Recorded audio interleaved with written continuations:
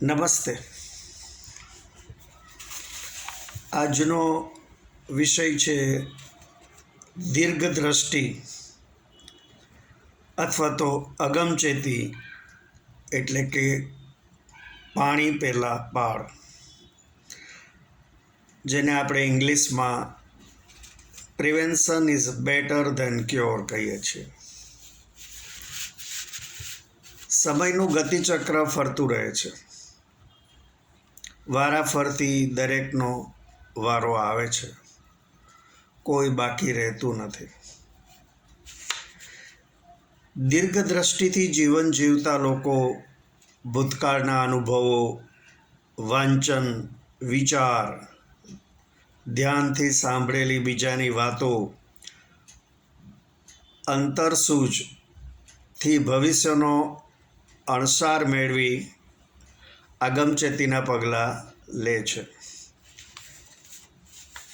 અગમચેતી જીવનના દરેક ક્ષેત્રમાં ખૂબ અગત્યનો ભાગ ભજવે છે.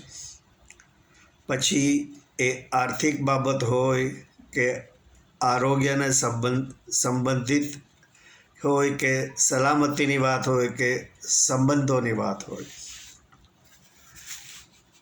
બેન્જામિન ફ્રેન્કલિનના કહેવા મુજબ N ounce of prevention is worth a pound of cure. 1 pound એટલે 16 અંશ બરાબર થાય. કુટુંબમાં બાળકનો જન્મ થતાં જ તેના ભવિષ્યનો વિચાર કરી તેને સારું શિક્ષણ મળે તેવી ખર્ચની વ્યવસ્થા ઊભી કરવી તે અગમચેતી છે. એક વડીલે ઘણા વીમા લઈ ભવિષ્યની સલામતી ઊભી કરવા પ્રયાસ કરેલો. તેમની પાસે લગભગ 25 જેટલા વીમાના પોલિસીઓ હતી અને તેઓ ઘણું મોટું પ્રીમિયમ ભરતા હોવા છતાં મારી સલાહ લેવા આવેલા. મેં કહ્યું કે આપને ત્યાં લક્ષ્મીજી પધાર્યા છે, એટલે કે પૌત્રીનો જન્મ થયો છે. તેના ભવિષ્યના ઉચ્ચ અભ્યાસ દરમિયાનમાં આર્થિક વ્યવસ્થા ઊભી કરવી હિતાવહ છે. મને કહે કે વીમામાં ચિલ્ડ્રન પ્લાન્સ આવે છે તેની વાત કરો છો.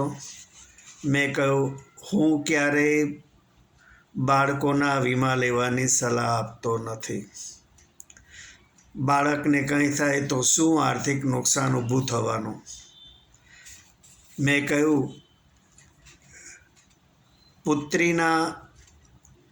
પૌત્રીના પિતાની જ 5 એવી પોલિસી લઈએ કે પૌત્રીને 18 વર્ષ થતાં જ દર વર્ષે લગભગ ₹1.25 લાખ 5 વર્ષ સુધી મળતા રહે.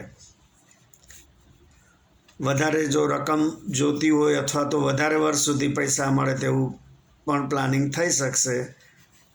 તેઓ તુરત જ સહમત થઈ ગયા અને 5 પોલિસી લઈ લીધી. એ જ પ્રમાણે 15 વર્ષ પહેલાં એક સરકારી અધિકારી નિવૃત્ત થતાં તેમને મોટી રકમ મળવાની હતી. સંતાનો અમેરિકામાં વેલ સેટલ હતા. મને કહે કે હું નહીં હોઉં તો મારી પત્ની આ આર્થિક વહીવટ કરવા જરા પણ સક્ષમ નથી. મને તેની સતત ચિંતા છે.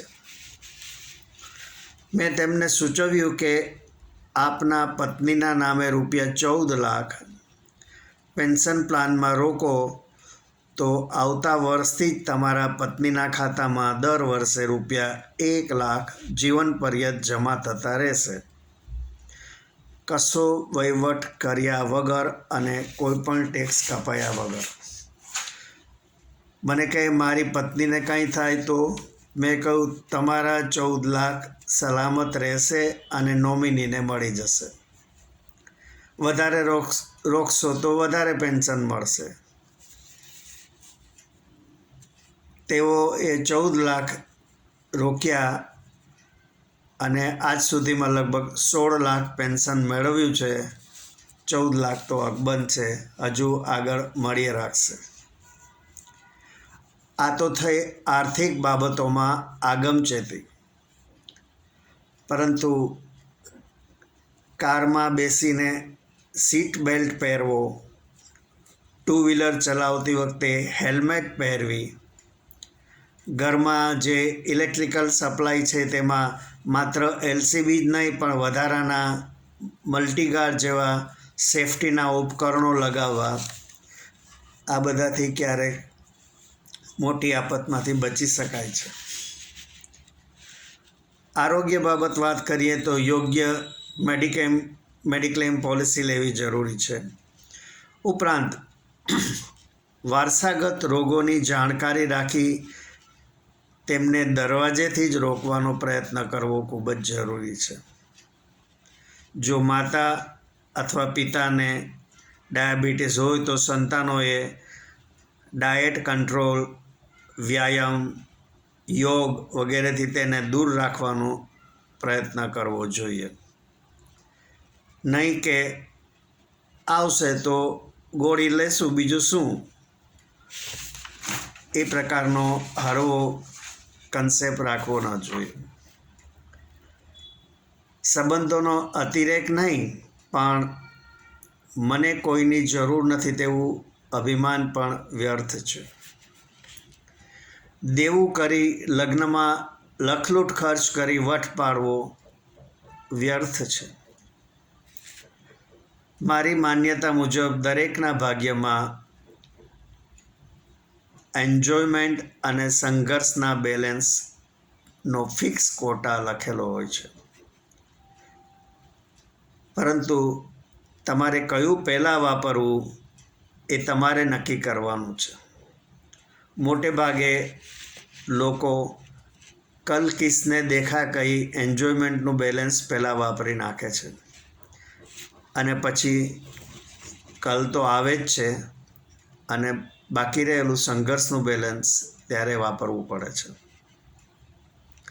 It's our life, we have to decide how to live. કુદરતી આફતો જે આવે તેને તો આપણે ટાળી શકતા જ નથી. માત્ર અગમચેતીથી જીવનમાં આવનાર ઘણી મુશ્કેલીઓ હળવી થઈ શકે છે. આપને જો મારી આ વાત ગમી હોય તો મારા વિડીયોને લાઈક કરજો, આપના ગ્રુપમાં શેર કરજો અને મારી ચેનલને સબસ્ક્રાઈબ કરજો. આભાર. આવજો.